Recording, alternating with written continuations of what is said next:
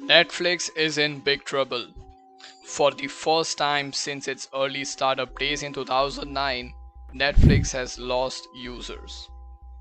Now it has been predicted that they might lose more 2 million users in future. But there is a solution which can save them from losing these 2 million subscribers. To know about it, stay tuned throughout the video.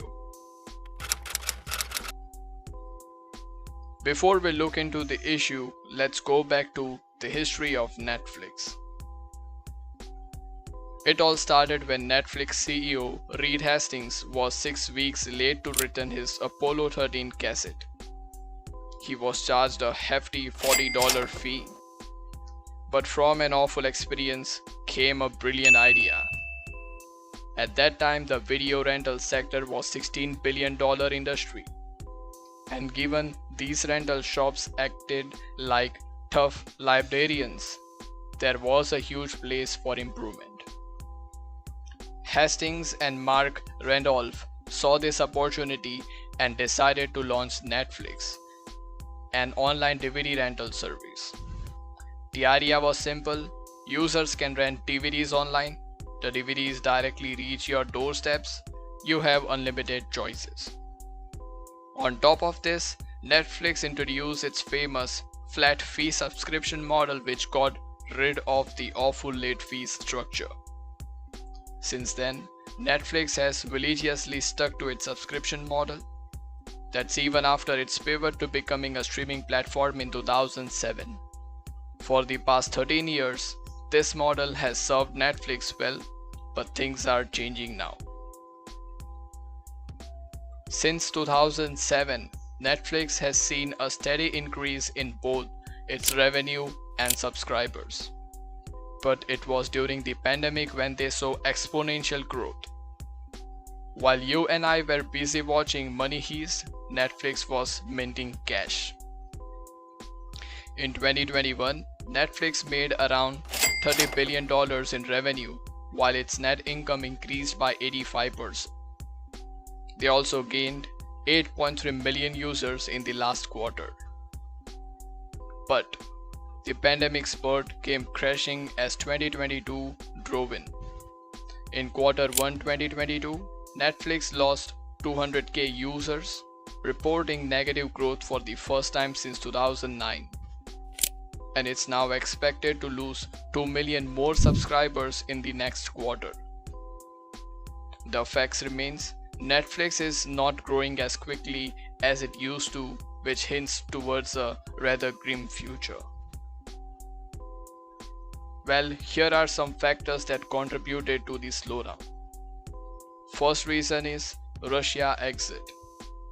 Netflix gained 500k users in quarter 1, 2 million shy of the predicted 2.5 million users.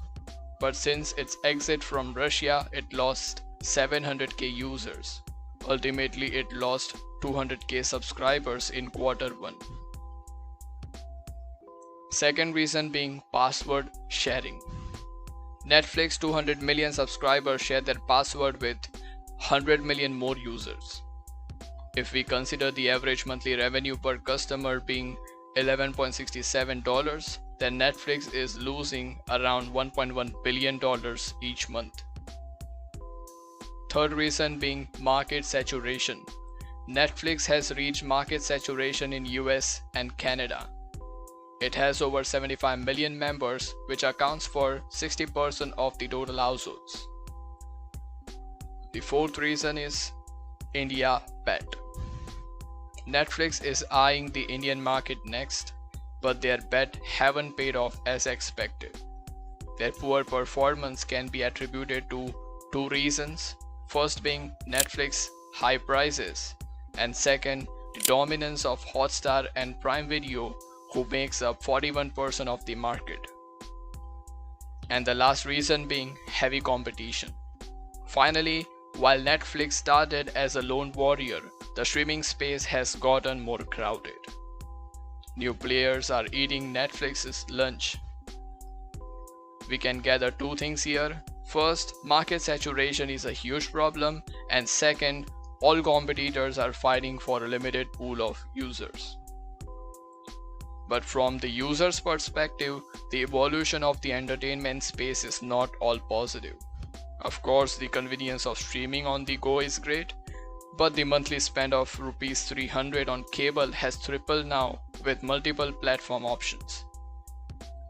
Naturally, Netflix's relatively high prices don't exactly help in this situation.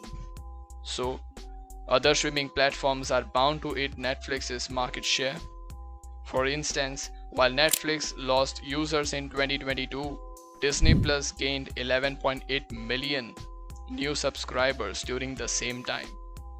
Similarly, HBO Max and Roku has gained 3 million and 1.1 million new subscribers respectively. But, ads can save the day for Netflix. It seems like Netflix is in a tough situation, but there is a way out. Take the example of Roku, Disney, and Amazon Prime. All these platforms have more affordable plans with the minor inconvenience of ads. In fact, the ad-supported model, Roku was able to increase its revenue 4 times as quickly as Netflix over the past years. But what will be the impact of ads on Netflix? Let's do a quick math. Well, we know that around 100 million users are using someone else's account. Now, if Netflix introduces a low-cost ads-supported plan, say 100 million non-users subscribe, giving $40 per user of ad revenue, which is taken from Roku's proxy, we get 100 million into $40, which equals to $4 billion additional revenue for Netflix. This could possibly do wonders by discouraging password sharing and creating a full-fledged ads business. Netflix is definitely on board with the solution, as it internally announced that an ad-supported lower-priced tier might debut on Netflix by the end of 2022. Do you think Netflix will be able to sustain itself through this advertisement model? Or they should go for some other solution? Do let me know in the comment section. And don't forget to like this video and subscribe to this channel for more such awesome videos.